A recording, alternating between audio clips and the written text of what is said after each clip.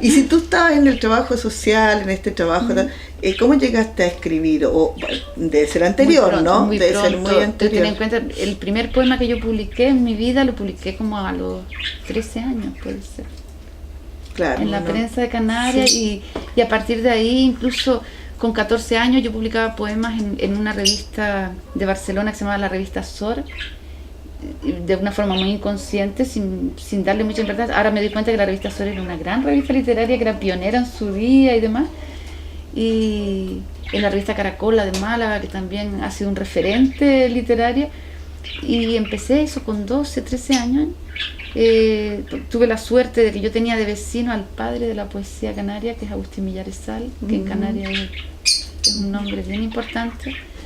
Y yo de pequeña, mi gran placer era, en vez de irme a jugar, era irme a casa de Agustín Millares y sentarme a escucharlo. Y con él empecé a escribir y él me corregía y hablábamos. Incluso hacíamos poemas a la limón. Ah, sí. Él escribía un verso y yo otro. Te iba a preguntar algo de eso, pero no por el poema, sino que porque tú tienes un libro, entre todos los libros, uno que escribiste a dos manos con... Dos para un tango, con Dos para un tango con Constantino Contreras. Y que ahora tenemos otro en imprenta en Canarias, sí, se llama Cuentos a la limón. A mí estos proyectos siempre me llaman la atención porque yo encuentro que el trabajo de la escritura es una cosa bastante solitaria siempre. Y cada vez que alguien logra hacer un trabajo entre dos conjuntos que puedan dialogar y que estén tramados, me interesa por saber cómo lo trabajaron. Fue muy interesante porque empezamos como un juego prácticamente y fue un trabajo bien interesante porque mira, no son cuentos de él y cuentos míos publicados juntos. Eso es lo que pregunto. No es eso. O sea, hay cuentos que a lo mejor los escribía Constantino, me los pasaba, yo los corregía y les daba la vuelta, se los devolvía y le volvía a dar la vuelta. Así. Hay otros que a lo mejor yo lo empezaba y lo dejaba a medio y se lo pasaba y él lo terminaba. Hay otros cuentos que a lo mejor simplemente poníamos un tema y cada uno escribía y después lo juntábamos. O sea, hay varias formas de trabajo aquí mismo. Yo creo que todas las formas en que se puede trabajar juntos las utilizamos, ¿no? Y empezó como un juego, pero se convirtió en un ejercicio literario serio. Y tú empezaste haciéndolo con el mejor poeta de Canarias, con un gran poeta. Claro. Si siendo una jovencita, eso yo creo que tiene que haber motivado mucho tu trabajo posterior. Muchísimo. Porque tiene que haberle dado importancia a él para que hagan estos trabajos. Fue muy lindo y además fue una escuela tremenda esa. Poesía primero. Fue poesía, sí. Y después entraste en la narrativa y ensayo. En realidad la narrativa fue tardía ya. Sí. Entré bastante tarde y fíjate que lo primero que yo he publicado en narrativa es después de vivir en Chile. Ah, sí, antes no publicaste nunca. Siempre publiqué poesía, sí. nada más. Sí. Había escrito alguna cosa y tal, pero no me lo había tomado nunca así muy en serio. Y después de estar en Chile sí empecé, porque Tino escribe narrativa, ¿no? Entonces empezamos con lo de escribir a dúo. Después empecé con los microcuentos, que hemos escrito bastante microcuentos. Y ahora estamos con otro librito que se llama Cuentos insulares a la limón. Así que siguen en el canal juntos. Claro. Y tu primer libro de poesía, no sé si será pero por lo menos cuando te citan en las biografías hablan antes con toda la mar en los bolsillos.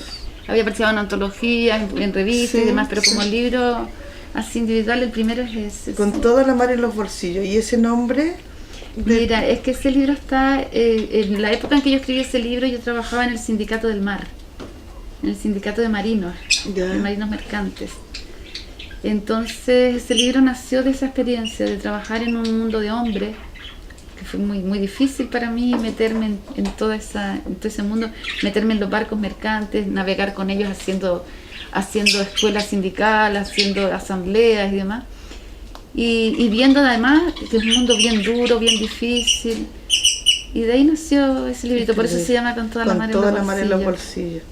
El dibujo es bien inquietante. Bueno, es que el dibujo es de un pintor que murió, un pintor canario surrealista muy importante, que es Juan Ismael. Y el dibujo es La diosa del mar, se llama. Sí. ¿Y este libro qué repercusión tuvo? Porque cuando uno hace un primer libro también es importante cómo reacciona el espacio donde uno vive para ver si sigue o no en la... Ese librito me permitió a mí posicionarme eso, en el mundo literario canario. Hasta entonces sí, yo publicaba en revistas, daba recitales, iba a lecturas, pero a partir de ese librito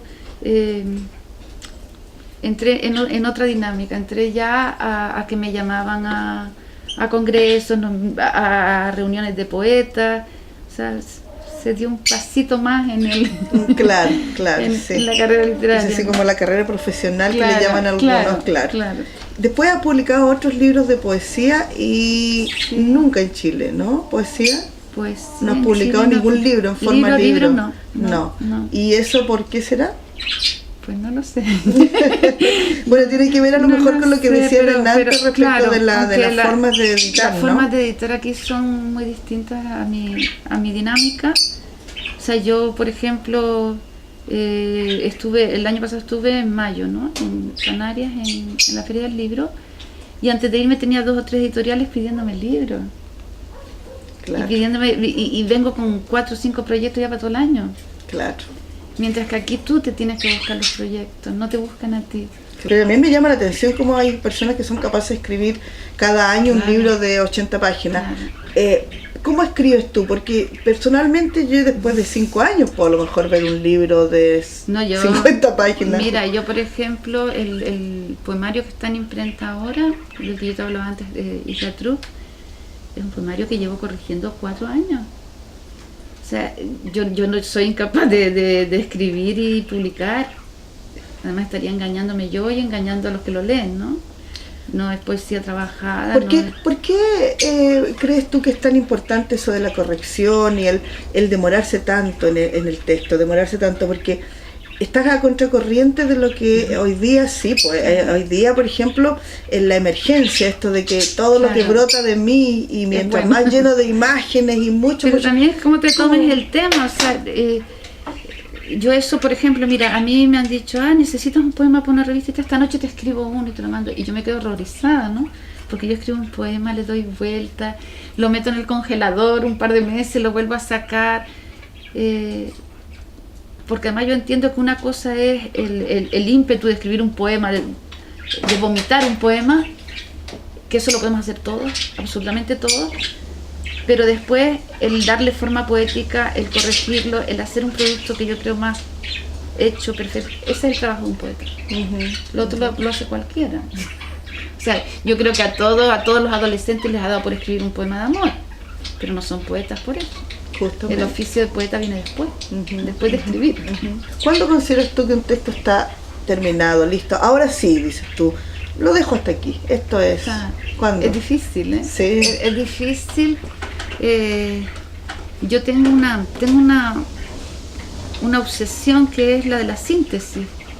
O sea, yo empiezo escribiendo un poema que puede ser, no sé, de 100 versos a lo mejor, o de 80, o de 50... Y mi gran obsesión es decir el mayor número de cosas con el mínimo de palabras posible. Entonces lo voy desnudando y lo voy desnudando y lo voy desnudando, y cuando de repente digo, pues ya se entiende lo que yo quiero decir y no me hace falta más, todo lo demás sobraba. Cuando no le sobra nada, ahí es. Por ejemplo, ¿qué poema tú nos dirías de aquí que debe ser esto lo más reciente publicado? De poesía, sí. De poesía es lo más reciente. Un poema en que tú consideres que está terminado. Bueno, estos están terminados todos, sí, porque están publicados. Además están premiados. Sí. Pero hay poemas que son muy cortitos y que parece que se ha escrito así, que no cuesta nada porque son 5 versos chiquititos. Sí. Y resulta que detrás del trabajo de un año para escribir esta cosita tan pequeña, por ejemplo, que dice: habrá un cementerio para caricias muertas, amores fusilados, desaparecidos besos y alegrías. Entonces este era un poema en principio bien largo, donde yo hablaba de los desaparecidos, como aquí de los desamores, pero le sobraba tanto, porque solo con esas palabritas se entiende de lo que estoy hablando. Claro, eso es lo que... Claro, entonces, es el trabajo. No hacía falta, porque además el lector es inteligente. Sí. Y porque además debe participar. Si tú le das todo masticado y todo hecho, él no aporta nada a ese poema. Y yo entiendo que el lector tiene que poner su parte. Claro.